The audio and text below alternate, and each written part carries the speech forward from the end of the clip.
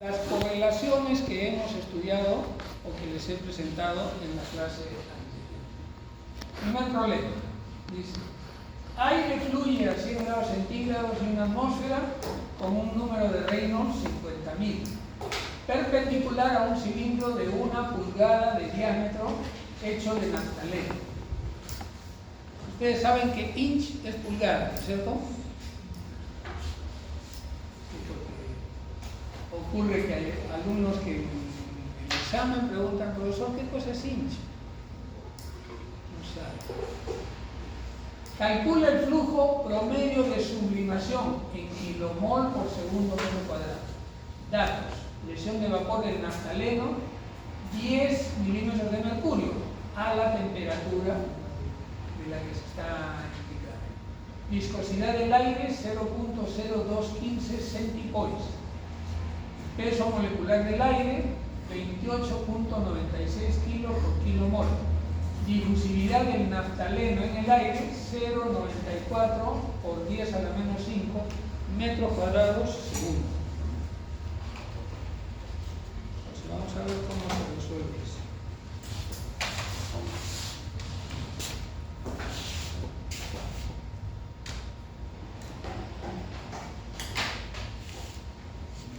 Creo que no anoté a los últimos que llegaron, ¿no? ¿Los últimos que llegaron quiénes eran? Cayuta. Ah, sí viene. Sí viene Cañope. ¿Ah? Espinosa. Yo estaba rajando diciendo que nunca vienes. Casas Tacuri también puede ser. Casas. Tacuri. ¿Alguien más? Prado.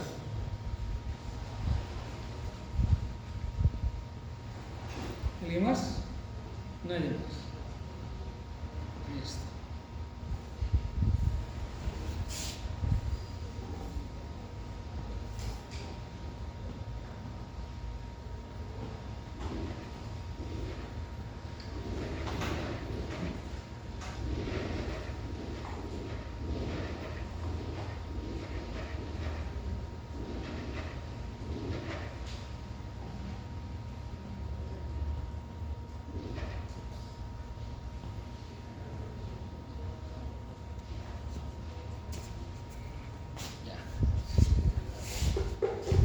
Muy bien. Entonces, vamos a ver la solución. Primeramente se trata de un caso de difusión perpendicular a cilindros. Y solamente al saber de que estamos hablando de 50.000 en el número de Reynolds, ya saben ustedes que eso es turbulento, ¿no es cierto? Un flujo turbulento. ¿Cuál es el rango de flujo turbulento con el número de Reynolds? ¿Mayor qué? 4200, creo. 4200. ¿Ah? 4100. ¿Quién da más? No, de 0 a 2100. De 0 a 2100 no nominal. 2100. No, el número de Reynolds no depende del autor. En este caso es fijo. Profesor, no era de 0 a 2100, creo, laminar. Después había un régimen que no se sabe, intermedio, y luego a partir de Claro, 4000. pero nosotros, para aplicar las ecuaciones, a partir de 2100 ya lo podemos aplicar. Ah, ya lo podemos asumir como turbulento. Ok. Listo. Entonces, primeramente escribimos la relación que es, como hemos visto antes, la analogía de Chilton-Coulomb. Esta analogía es esta de acá, esta parte de acá. Esto de acá es la analogía. Esto igual a J sub D.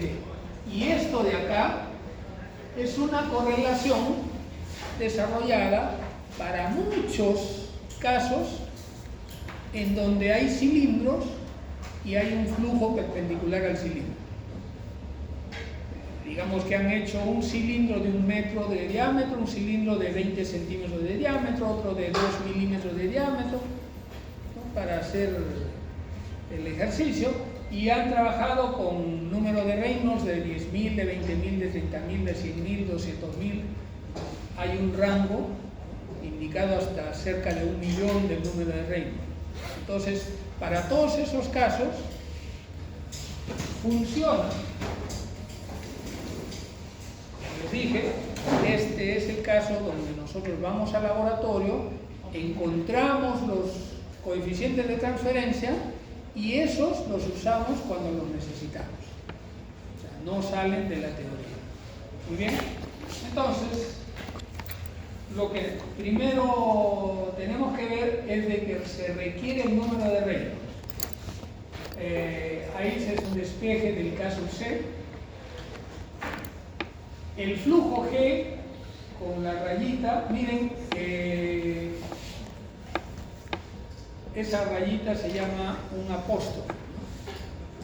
La letra G con apóstrofe es la forma en la que el libro de Treibel indica los flujos que se llama flujo superficial, es decir, flujo por unidad de área. Flujo másico por unidad de área. Eso es lo que usa Treibel. Entonces, usando lo que usa Treibel, el flujo G se calcula a partir del número de Reynolds. Conocemos el número de Reynolds, conocemos el diámetro del cilindro y conocemos las características del gas, que en este caso es el aire. Entonces, con eso hacemos un despeje y obtenemos que el número de Reynolds, el número G, el flujo G, es 42.3228. Fíjense que este es un flujo másico en el sentido de que se da en kilos por segundo por metro cuadrado. Pero nosotros nunca debemos olvidar que la transferencia de masa es molecular. Es importante que lo recordemos porque cuando lleguemos a los otros temas donde necesitamos equilibrio, o sea, la transferencia se realiza hasta llegar a un equilibrio.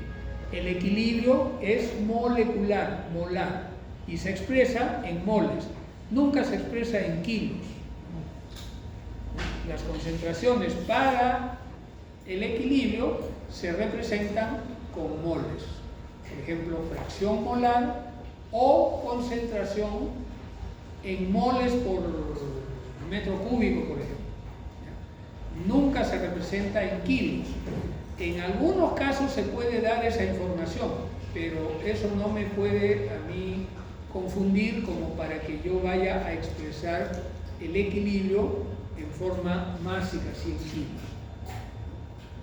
Lo repito porque esa es, en semestres anteriores, esa ha sido causa de error en los alumnos.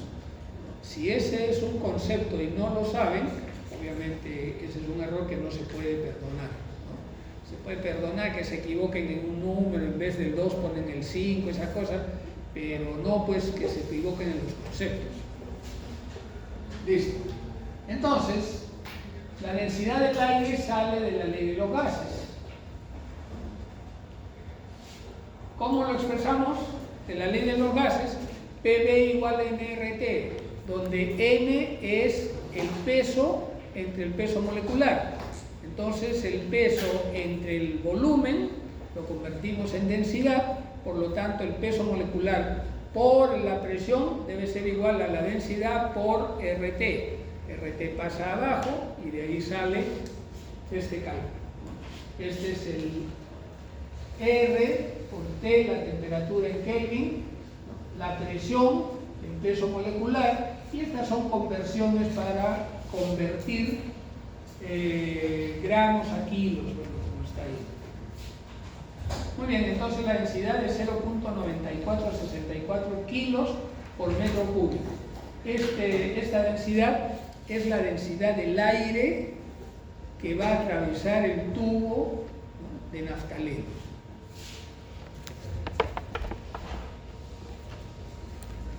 Entonces, el número de Schmidt es la viscosidad entre la densidad multiplicada por la difusividad. Siempre tienen que preocuparse por las unidades. Por ejemplo, me han dado la viscosidad en centipoise. Como yo estoy trabajando en kilos, metros, segundo, necesito convertir los centipoise a kilos, metros, segundo. ¿Cuál es el valor de un centipoise en kilos, metros, segundo?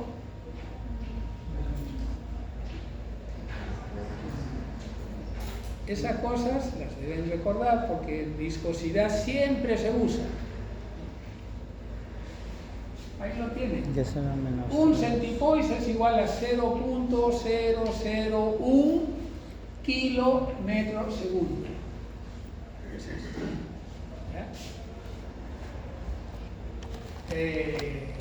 Muy bien, entonces con los valores de la densidad ya calculados y de la difusividad, el resultado del número de Schmidt es 2.4168.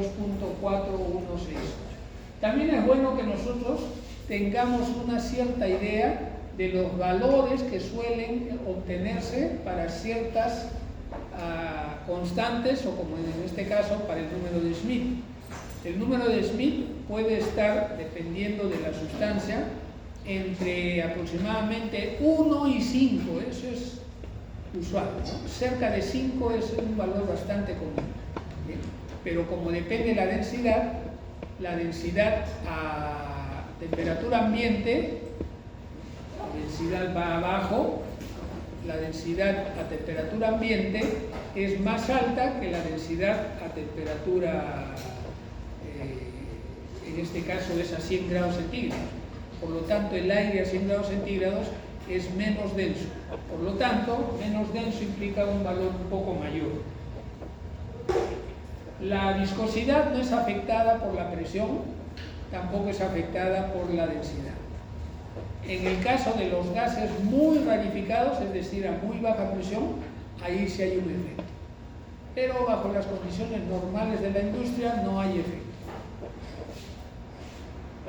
Bien, entonces, el KC, ya había una ecuación anterior en la cual se reemplazan los valores y sale el valor de 0.08009.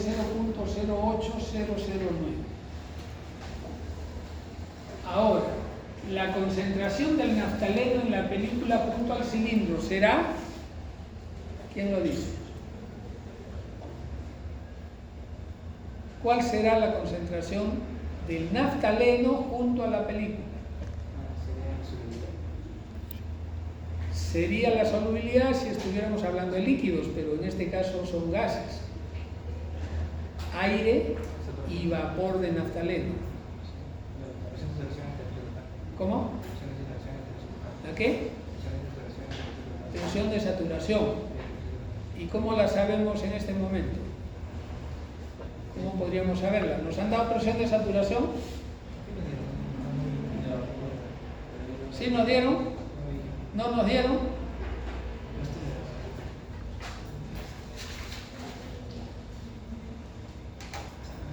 Nos han dado una presión. ¿No se acuerdan que nos han dado una presión? Una presión que decía 10 milímetros de mercurio. Y decía, la presión de vapor del naftaleno es 10 milímetros de mercurio. ¿Qué presión será esa? ¿Me servirá para esto? ¿Tendré que hacer un cambio? ¿La uso tal como está?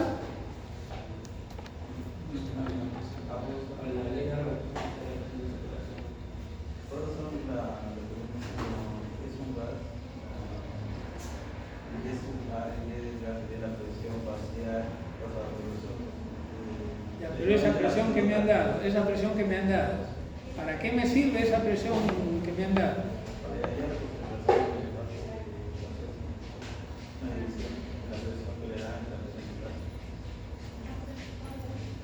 Bien, cuando se trata de sólidos,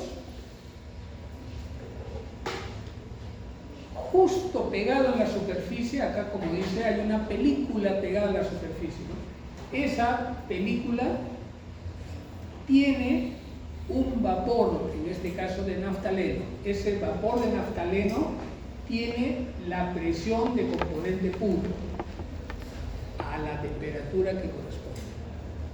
Ahora, me han dado una presión de vapor. Esa presión de vapor, como no dicen en qué circunstancias, debe ser la presión de vapor de componente puro. Quiere decir que yo debo usar esa presión de vapor como la presión pegadita a la superficie. Ahora, ¿para qué me sirve la presión de vapor?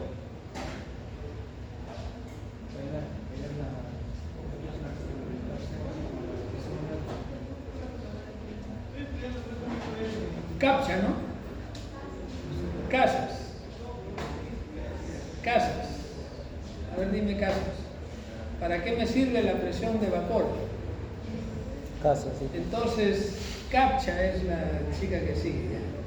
¿Para qué nos sirve la presión de vapor? Nada. Y ya me olvidé. ¿Tu apellido? ¿Ah? Espinosa. Ya, Espinosa. A ver.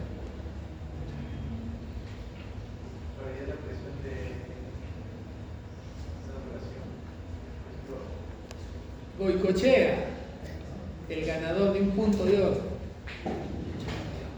¿Para qué nos sirve? Para hallar la reacción que se distribuye en esa zona.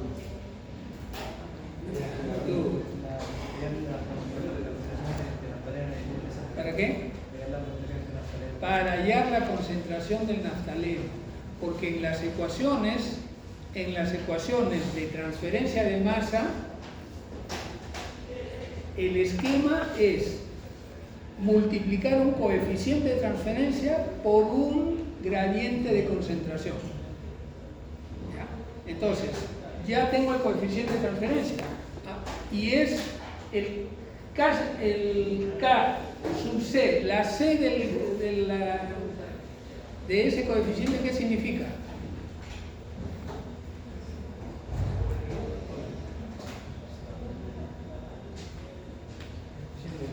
¿Qué significa?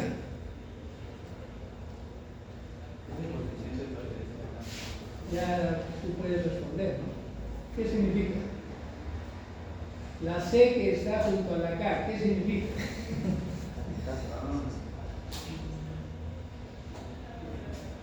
Un punto de unificación para que me diga qué significa la C junto a la K.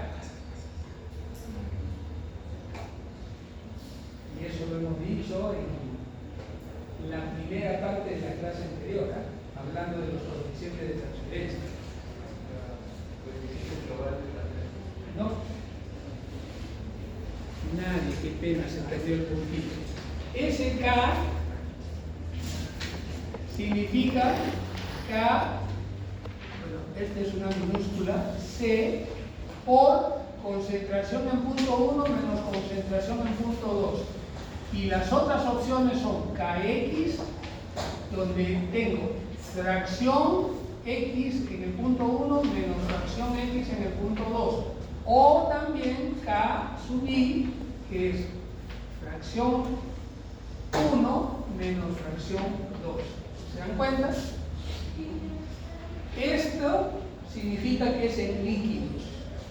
Fracción en líquidos. Esto significa que es en gases. Y esto significa que es en cualquiera de los dos. Porque la concentración ustedes la pueden representar tanto para gases como para líquidos. Y esa concentración se da en, por ejemplo, en kilomol por metro cúbico, tanto en el líquido como en el gas.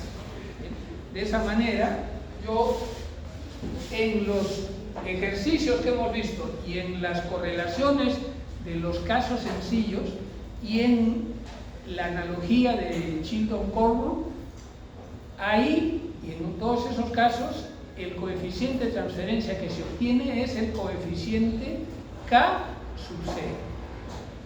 o sea, para trabajar con una concentración y puede trabajarse con líquidos o con gases. Muy bien, entonces la concentración del naftaleno junto a la película es, ahí está, concentración. Como se trata de un gas, lo trato como un gas ideal. El gas ideal va a tener una fracción de la presión, que es 10 entre 760 milímetros, esa es la presión total. Y 1 kilomol ocupa un espacio de 22.4146, pero a una atmósfera, que ya la tengo, y a 0 grados centígrados. Entonces tengo que hacer una corrección porque mi temperatura es 100 grados centígrados. Por lo tanto hago la corrección. 273.16 y abajo 373.16 grados Kelvin. O para ser más moderno, punto 15. El valor más actualizado es con punto 15.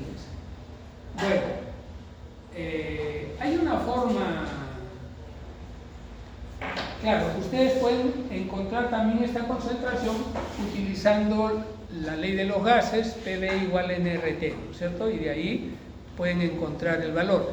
Pero yo estoy acostumbrado a hacer las relaciones entre presiones y temperaturas, pensando más o menos de la siguiente manera. A ver, la concentración, si yo lo caliento, se va a ensanchar, o sea, va a tener más volumen. Al tener más volumen, va a tener menor concentración. Si yo lo enfrío, se compacta y frío tiene menos volumen. Por lo tanto, la concentración es mayor. Entonces, con esa idea yo determino, digo, si lo estoy calentando hasta 100 grados centígrados, quiere decir que lo estoy ensanchando. Y para que la concentración sea menor, el número mayor tiene que venir abajo. De esa manera sé cuál va arriba, cuál va abajo, porque a veces me puedo confundir. Claro que es, si ustedes no quieren confundirse de ninguna forma, pueden usar la ley de los gases. También esa es otra forma de hacerlo. Muy bien. Listo. Entonces, la concentración pegada a la superficie es el valor que ha salido ahí, 4.2971 por 10 a la menos 4 kilomol por metro cúbico. Y la concentración lejos de la superficie, podríamos decir en el centro del tubo, es 0, porque ahí pues no hay, se supone que no hay, ¿no? Muy bien, entonces la transferencia, pues como ya les dije, la transferencia de masa en flujo turbulento es el producto de un coeficiente de transferencia por un gradiente de concentración. Y en este caso la concentración, ya la hemos visto, está dada en kilomol por metro cúbico. Entonces ya he calculado antes la concentración, el Kc, y con eso puedo hacer mi cálculo y sale 3.4416 por 10 a la menos 5 kilomol por segundo por metro cuadrado. Muy bien. Listo. Problema número 2. ¿Qué les pareció ese primer problemita? Fácil, ¿no? Ya. Ahora este, creo que no les va a parecer tan fácil. Dice así: aire seco a 40 grados centígrados de una atmósfera fluye a través de un lecho empacado de partículas esféricas. Imagínense que tienen un tubo que está relleno de estas bolitas, que dice que el diámetro de estas partículas es 7 milímetros, ¿no? Que están humedecidas con agua. Hallar la altura del lecho que sería necesaria para que el aire que ingresa con una velocidad de 1.1 metro por segundo salga al 95% saturado de agua. la fracción vacía en el lecho es de 0.45 y la presión de vapor del agua a 40 grados centígrados es 55.3 milímetros de mercurio. Hay algunas cosas que ustedes tienen que saber. ¿Qué cosa es la fracción vacía? Si yo tengo el tubo, imagínense, tengo el tubo y está vacío, no hay nada, la fracción vacía dentro del tubo, ¿cuánto es? 100%. O sea, el número para la fracción vacía en ese tubo donde no hay nada dentro sería 1. Fracción vacía 1. En este caso significa que hay bolitas, pero esas bolitas dejan un espacio libre. Ese espacio libre, si yo lo sumo y lo comparo contra el espacio total que había cuando no hay bolitas, eso sería solo el 45% del espacio total. O sea que hay un espacio vacío del 45%. Y el resto es el sólido que son las bolitas. A eso se refiere con la fracción vacía. Bien. Otra cosa más, acá dice que hay un aire seco que está entrando por abajo a velocidad de 1.1 metros por segundo. Debemos tomar en cuenta que estrictamente, si quisiéramos ser estrictos, en realidad no existe aire seco. Seco, no existe. El aire de la atmósfera siempre tiene algo de humedad. Inclusive en el Himalaya, que es uno de los lugares más fríos de la Tierra, pueden bajar las temperaturas hasta menos 70 grados centígrados, increíble. O sea, aún a esas temperaturas hay una presión de vapor sobre el hielo. Por lo tanto, el aire no es seco absolutamente. Pero para efectos de este problema, al desarrollarse este problema, se ha tomado en cuenta que el aire es seco, quiere decir que entra con 0 de agua. 1 sería. ¿Qué? Debido a que es una diferencia de concentraciones, ¿sería 1 o no? ¿O no? Okay.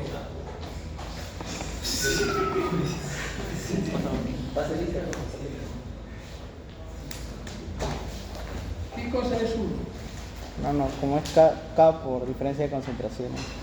No. No, acá, para este ejemplo, el punto hacia donde se está trasladando sería 0. O sea, esto sería 0 para este problema. Pero si ustedes rehicieran el problema, y eso para ustedes puede ser un ejercicio que pueden hacer en su casa, para el caso real, ustedes van a encontrar que siempre debe haber una cierta humedad en el aire. Adelante. ¿Han llevado ustedes ciclometría?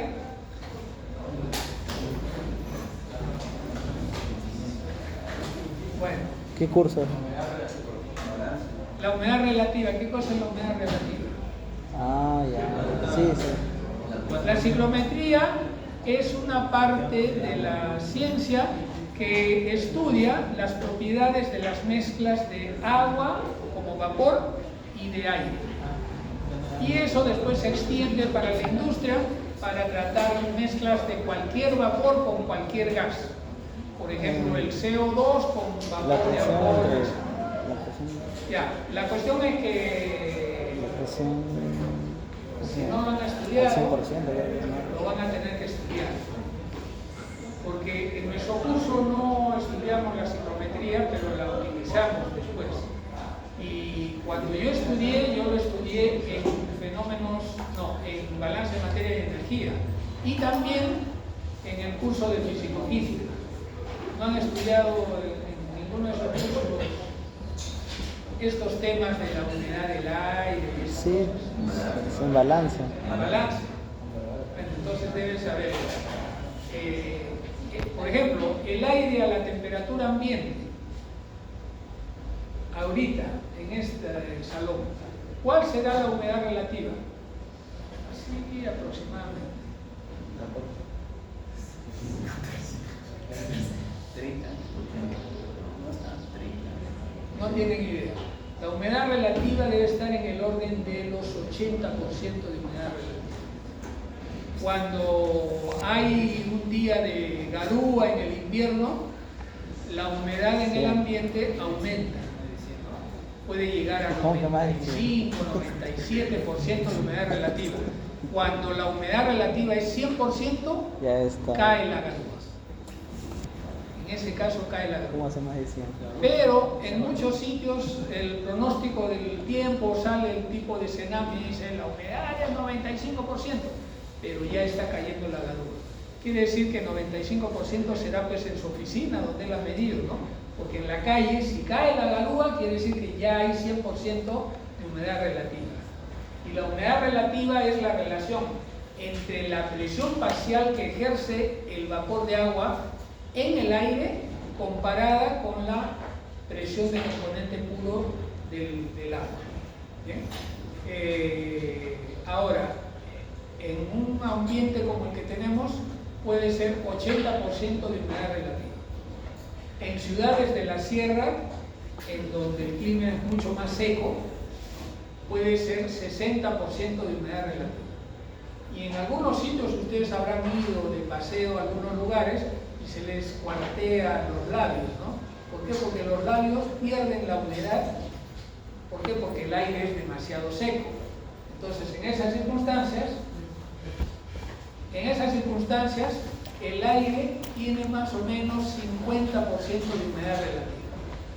Y podríamos estar hablando pues, de manera natural, no en el extremo del Ártico, ni Rusia, ni lugares por el estilo, donde la humedad puede ser mucho más baja.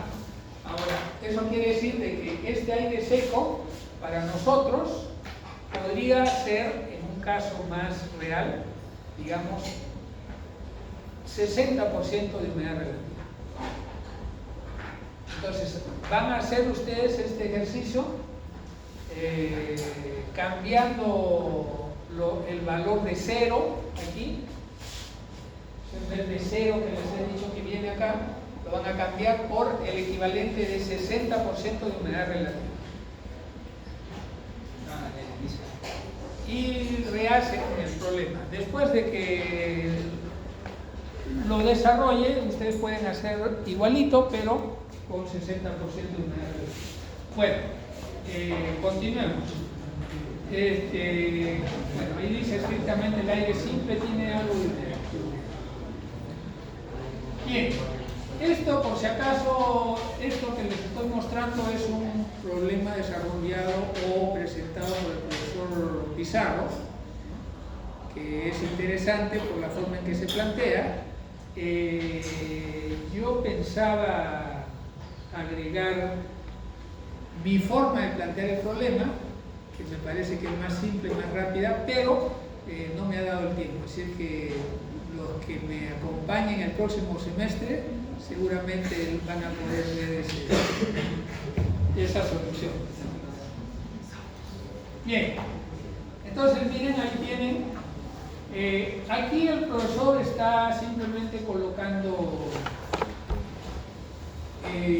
cómo es la ecuación general de la transferencia de masa, donde incorpora un F, igual que en el libro de Kreibel, donde ese F es un coeficiente de transferencia. Nosotros hemos estudiado que los coeficientes de transferencia son así. Miren que acá hay otra forma de presentar el coeficiente de transferencia. Caso G, donde se utilizan las presiones parciales. Es otra forma. Pero la forma de la transferencia de masa siempre es así. Un coeficiente multiplicado por un gradiente de concentración. Ahora, según lo que dice acá, esta concentración 1 es la concentración que hay alrededor de las bolitas. ¿Sí? Y la concentración 2 va a ser la concentración que hay en el aire que esté entrando. Pero hay que tomar en cuenta algo. El aire que esté entrando entra seco, según el problema. Pero conforme va subiendo por el tubo, va ganando humedad. Va ganando humedad y cada vez más y más y más. Por lo tanto, el valor de Ca, que es el Ca2, no es el mismo abajo que arriba. Y además, según dice el problema, va a ir aumentando hasta llegar al 95%. Será 95. Hasta el 95%. ¿No? Esta de acá es la ecuación, digamos, genérica de la transferencia. Entonces necesitamos buscar un valor del Kc y valores de estas concentraciones para poder calcular cuánto se está transfiriendo. Bueno, el desarrollo que hay en esta solución toma en cuenta de que hay un diferencial en el cual va aumentando la concentración y por eso el profesor está haciendo acá una presentación de lo que sería una derivada, ¿recuerdan? Una derivada para hacer una transferencia tomando en cuenta que hay un diferencial en el tubo que va variando poco a poco. Eso significa que va a haber una integración. Bien, acá hay una mezcla de cosas porque se ha puesto de intermedio lo que significa el área específica. El área específica corresponde al área superficial entre el volumen total, pero en este caso son esferas, por lo tanto hay una ecuación para determinar. Bueno, aquí está la descripción. El límite de altura desde el 0 hasta el final del tubo de esta relación es la derivada del producto de la velocidad por la concentración promedio respecto a la altura.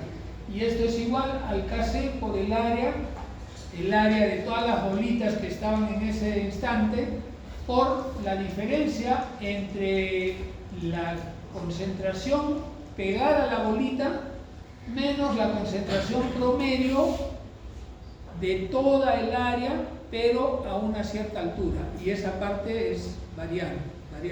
Va aumentando. Entonces, después de desarrollar esta derivada y hacer la integración, encontramos que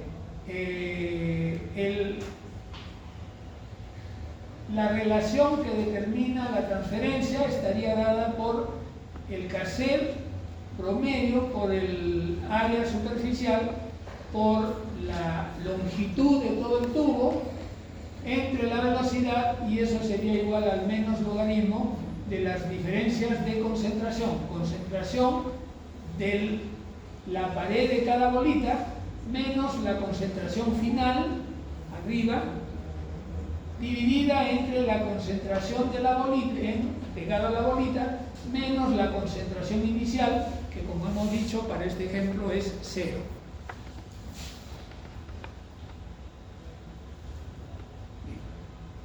Entonces, lo que ahora necesitamos es encontrar valores. Ya está desarrollado. Aquí está haciéndose un arreglo. No es estrictamente necesario, pero se está haciendo un arreglo para establecer las relaciones entre las concentraciones, ya que, según esto, la relación entre las concentraciones es 0.95. Según esta solución, Esto tiene un pequeño o grande tal vez error, que cuando hablamos de saturación no nos referimos a cantidad de agua en el aire. Saturación implica presión parcial. O sea, estamos hablando de la presión parcial, 95% de la presión de saturación. A eso se refiere el 95% de saturación. 95% de la presión parcial, por ejemplo, si la presión parcial, como hemos visto hace un rato que decía, la presión parcial del agua a esa temperatura es 55 milímetros de mercurio, ¿no es cierto? Entonces, 95% sería el 95% de ese 55. Esa sería la forma correcta de determinar. Bueno, muy bien. Ustedes podrán ver que en cierta forma, como se trata de un gas y estamos hablando del gas, un gas ideal, entonces las relaciones son equivalentes. Bien, se está aquí escribiendo la relación de la fracción del vacío y se está calculando el área superficial para la esfera en una sección transversal del tubo.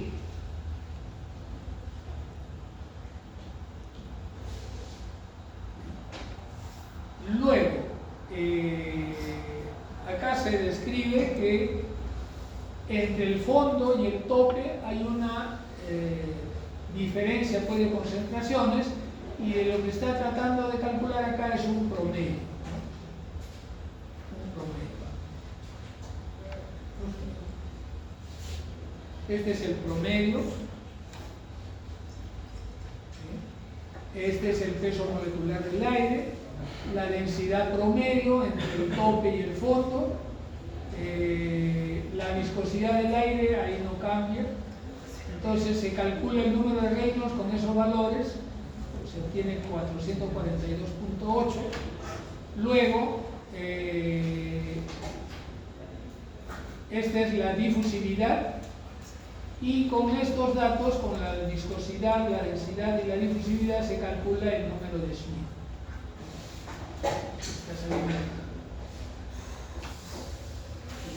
Luego, se trata de una de los casos que aparece en el libro de Treibel, que es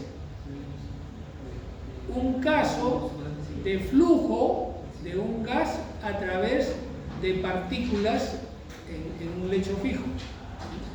Y para ese caso se indica que la correlación para el JD es 2.06 entre la fracción de vacío multiplicado por el número de Reynolds a la menos 0.575.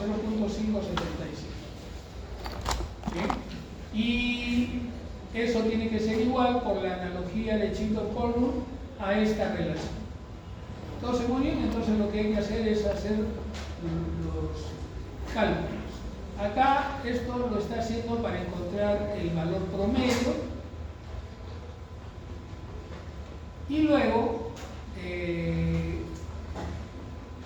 a partir, esta es la relación de Chilton-Coulomb, a partir de esta relación se encuentra un coeficiente de transferencia de masa promedio entre el tope y el fondo, y luego de una de las ecuaciones anteriores se calcula el valor L, porque lo que se ha pedido es cuál es la longitud del tubo. Bien, esa es la solución. ¿Qué les parece eso como?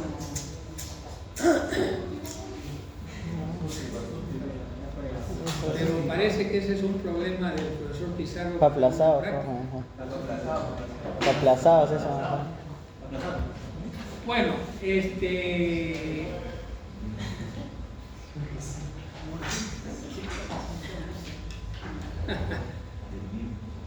¿Existe otra forma? Yo pensaba en una solución diferente. La solución implica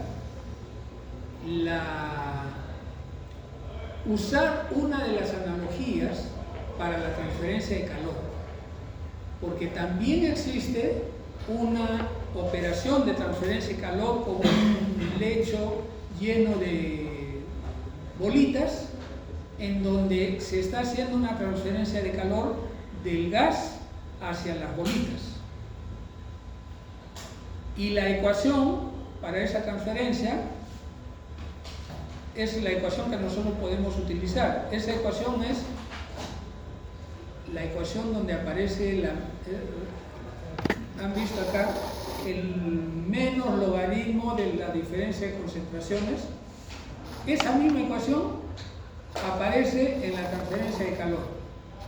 Entonces, yo ya no tendría que hacer todo el desarrollo de primero encontrar la derivada y después de hacer la integración, ¿no? El profesor ha hecho el camino largo. El camino de las analogías sería un camino corto. Sí, mejor. Y en ese caso, lo que necesitamos hacer es utilizar, como ya hablamos anteriormente, un promedio logarítmico de temperaturas que reemplazaría a esa relación de cálculos que ha hecho el profesor para encontrar el valor promedio de la concentración. En el caso de la media logarítmica no es necesario encontrar ese valor promedio, porque se aplica simplemente la ecuación directa, ¿no? Y con eso se obtiene. O sea, la solución sería un poco más corta. Además, en vez de usar la correlación de Treival, usaría la correlación de Seader-Henry. En lo que he estado desarrollando hay una diferencia numérica. A mí me sale un resultado que es un poco menor, ¿no? Es 2.8 centímetros, o sea, es más chiquito. Pero bueno, no me ha dado tiempo de incorporarlo y, como digo, para el próximo ciclo, ¿ya? Profe, pero ¿cuál sería la exactitud, se puede decir? ¿El de usted? No puedo decir cuál es la exactitud, porque primero yo estoy usando una correlación distinta. Claro. Y esa correlación distinta es una correlación que yo diría que es más exacta. Claro. Pero eso es por lo que es simplemente más cercana en el tiempo, ¿no? El libro de Seader-Henry es más... Claro, más medición. Ahora, yo he estado viendo, para preparar esta clase, he estado viendo que hay unas correlaciones también en el manual de Perry, varias correlaciones diferentes para el mismo caso. Y bueno, son diferentes autores que han hecho sus propias correlaciones, pero cada uno de los casos son un poquito diferentes. Entonces, no es posible decir cuál de todos los casos es exactamente igual. Aparece también la correlación de Treival como referencia, pero son correlaciones mucho más cercanas en el tiempo, ¿no? Del 2010, 2015, es bastante más cercano. Bueno, bien, siguiente problema.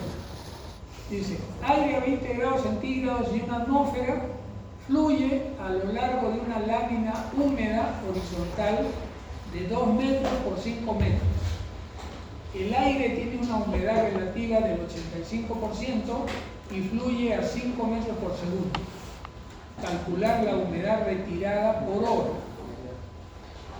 La viscosidad del aire 1.82, etc. La presión de componente puro del agua 2318.45 pascal. La humedad absoluta es 0.012.463 kilos de agua por kilo de aire. Miren, hace un rato les hablaba de la humedad que hay en el ambiente, ¿no? 0.012.463 kilos de agua por kilo de aire.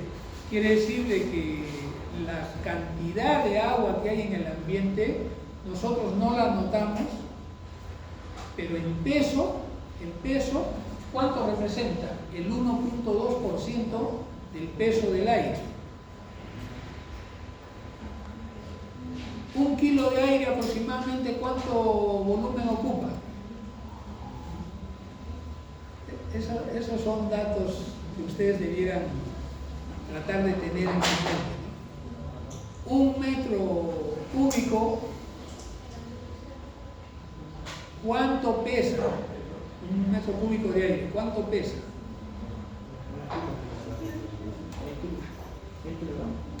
1000 kilogramos.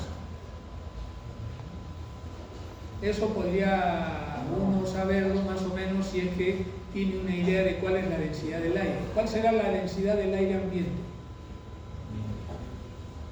En kilos por metro cúbico. Aproximadamente 1.2 kilos, 1.15 tal vez, kilos por metro cúbico. Quiere decir que un metro cúbico de aire pesa alrededor de 1.2 kilos. Ahora, de ese metro cúbico, aproximadamente el 1.24% es el agua que está contenida. Eso aproximadamente de ese kilo, 1%, ¿cuántos son? Más o menos 12 gramos. ¿Cuánto es 12 gramos? Una cucharita, una cucharota, una taza. ¿Cuántos son 12 gramos? Una idea. Una cucharada. Diría una cucharada de sopa por lo menos, ¿no? Y de repente hasta 2 cucharadas de sopa. O sea que, fíjense, el aire que está contenido, el agua que está contenido en el aire de este ambiente a 20 grados de una atmósfera, aproximadamente representa, por decir, 1,5 cucharadas de agua. Es considerable, no es poca cosa. O sea, comparada con el peso del aire, es muy poco, ¿no? 1%. Pero para nuestro sentir diario es algo. No está de más entonces que cuando las mamás dicen pues en un ambiente húmedo así de que está garuando, entra, te vas a resfriar, no estás respirando pura agua. Así dicen, ¿no? Tenemos que hacerles caso. Bueno, ya, pero esa concentración que me están dando de humedad absoluta me permite hacer una evaluación de cuál es el punto inicial para la transferencia. Si yo voy a hacer una transferencia desde la superficie mojada, ¿cuánto representará esa superficie mojada? Miren, este valor corresponde a 2318.45 pascal.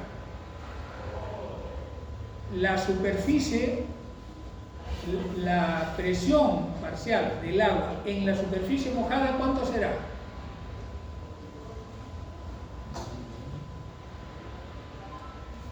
Los 2318.45. El 85% sería el 85% de eso. Quiere decir de que nosotros vamos a transferir solamente del 100% al 85%. El gradiente no es muy grande. Por eso es que no espero que la transferencia sea tampoco muy grande.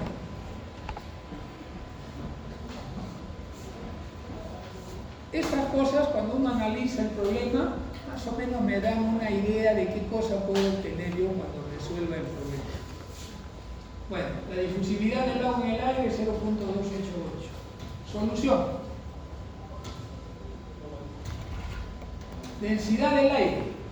Ahí está, 1.2 kilos por metro cúbico.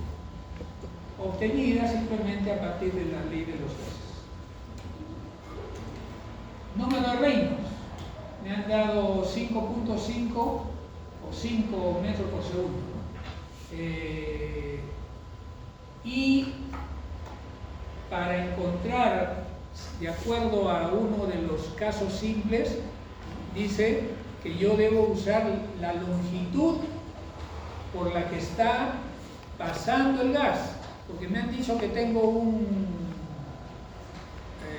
una lámina de, creo que decía 5x4, y el gas está pasando a lo largo de los 5 metros, quiere decir de que yo debo usar esos 5 metros como referencia para el cálculo del número de Reynolds. Con las características del número de Reynolds encontramos 1.652.000.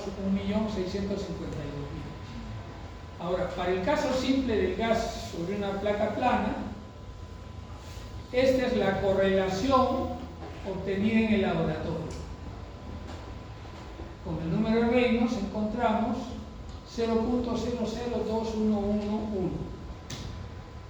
Y por la analogía de Chilton-Colburn, que es válido para cualquier caso,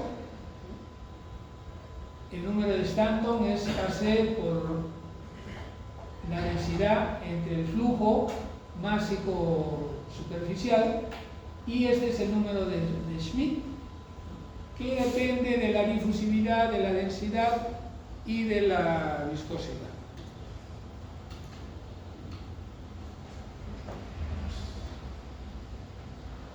No está bien ordenado. Bien, entonces el número de Schmidt, ahí está calculado, 0.5253. El coeficiente de transferencia con esos valores se obtiene 0.01621. Por referencia, dice acá que la composición del aire junto a la superficie es la relación de la presión parcial total entre la presión parcial del componente puro, en este caso que es el agua, 0.02311. Y la composición lejos de la superficie, 0. Estamos suponiendo que es 0, ¿no? Suponiendo que descartamos la humedad que tenga el aire, pero lo que deberíamos nosotros tomar en cuenta es de que hay una cantidad de humedad en el aire del ambiente. Dice, siendo un espacio abierto, el aire en flujo turbulento mantendrá su humedad constante a lo largo de la lámina, a pesar que avanza absorbiendo la humedad de la lámina. Por lo que podemos indicar que la concentración del agua en el aire es constante en todo momento. Es decir, esta es la lámina. En este punto de la lámina hay una transferencia desde la superficie mojada, donde la concentración es el equivalente a la presión de componente puro, hacia el aire, que es la presión equivalente al 85% de saturación. En otro punto es exactamente igual, o sea que a pesar de que el aire avanza y se está llevando la humedad, no ocurre como en los otros casos, como en el caso anterior, que conforme va subiendo la humedad hace que la concentración crezca. En este caso no, se supone que el aire mantiene siempre una sola concentración, porque el aire fue tan grande, podríamos decir, de que la humedad que está absorbiendo no es suficiente para cambiarle la concentración. Entonces dice, en la superficie de la lámina la concentración será la que produce saturación en ese punto. La presión de saturación en ese punto, aquí ya me la han dado, pero se está recalculando con la ecuación de IPPR para el agua. Ahí se obtiene 2318.75. Y la presión parcial del agua en el aire a 85% de humedad relativa es el 85% de componente puro, por lo tanto es 1970.76. Como ven, siempre hay una presión parcial, no es cero. La concentración del agua en la superficie y en el aire por la ley de los gases se obtiene 0.041159 kilomol por metro cúbico. Entonces ahí tenemos las dos concentraciones solamente en función de las presiones y multiplicado por la concentración equivalente en kilomol. Entonces, con eso obtenemos estos dos valores. La humedad total transferida es el producto del Kc. Esta es otra forma de presentar la transferencia de masa para las presiones. El Kc por la concentración entre la presión total por la diferencia de presiones. Entonces con eso resulta que la cantidad transferida es 2.31 por 10 a la menos 6 kilomol por segundo por metro cuadrado. Pero me han pedido cuánto se estará perdiendo para toda la superficie. Entonces para eso se calcula primero multiplicado por el área, que es 2 metros por 5 metros, y luego por el tiempo que dijeron que era 1 hora, que son 3.600 segundos. Entonces en 1 hora se van a ver evaporados 0.0833 kilomol. ¿Qué tal el problema? ¿Más fácil o más difícil? Bien, nos vamos a quedar aquí.